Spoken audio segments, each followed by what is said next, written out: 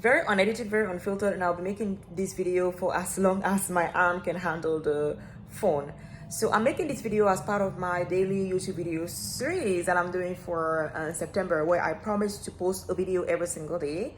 But today's video is actually very timely because I want to talk about the Air Canada pilot strikes. So currently, there are talks that people who are going to travel with Air Canada over the weekend, there are talks that their flights might be affected because the pilots are currently on strike. And I wanted to talk a little bit about that and just give you some advice as well in terms of like what to do if your flight is canceled and things like that.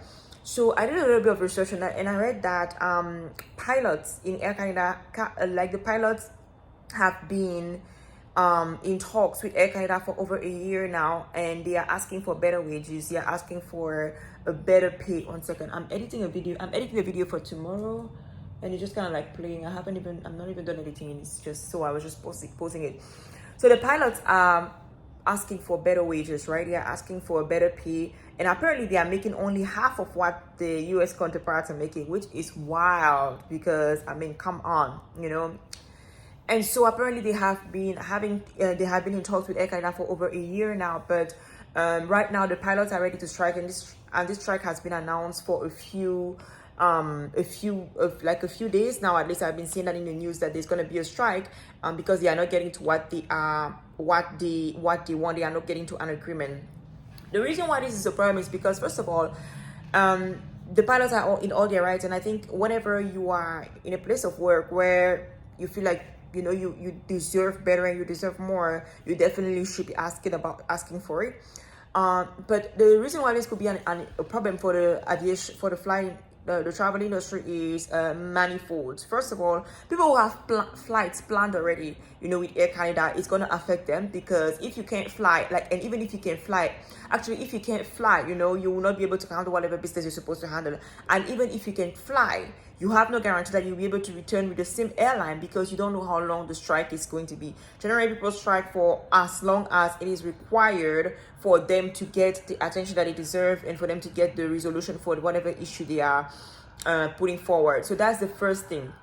And so some people have actually told me that they actually even canceled their trips altogether because even though their outgoing flight from wherever in Canada was still on, it wasn't cancelled, they were not sure about the returning flight because even if it says that they are not cancelling flights right now, you don't know what's going to happen in 2 days, 3 days, and so forth. So that's the first issue that is going to affect a lot of people's plans.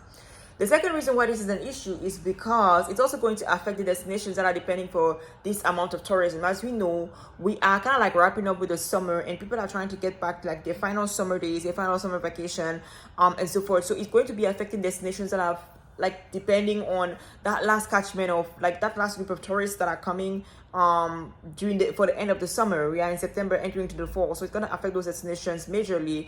And beyond just affecting the tourism, it's the tourists themselves, the travelers themselves. It's also going to affect the destinations.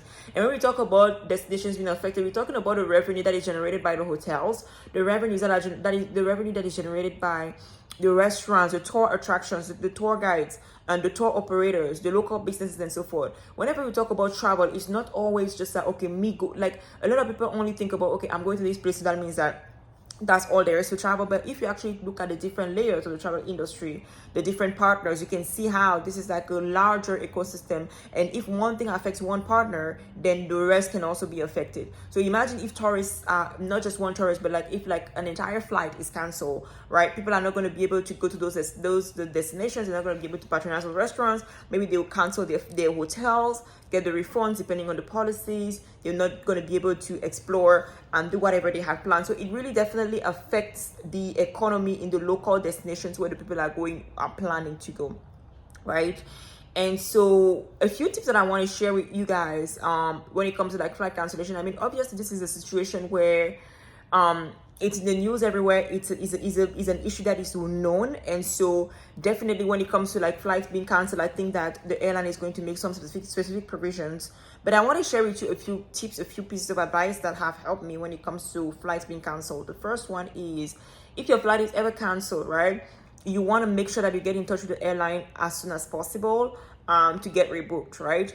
You need to get get in touch with the airline as soon as possible. As soon as you hear about a cancellation, the sooner the better. It's almost like if your bag gets damaged, or if your flight gets delayed, or if your bag gets lost and stuff like that, you need to get in touch with the airline ASAP. Do it. If you are already at the airport, do it at the airport counter.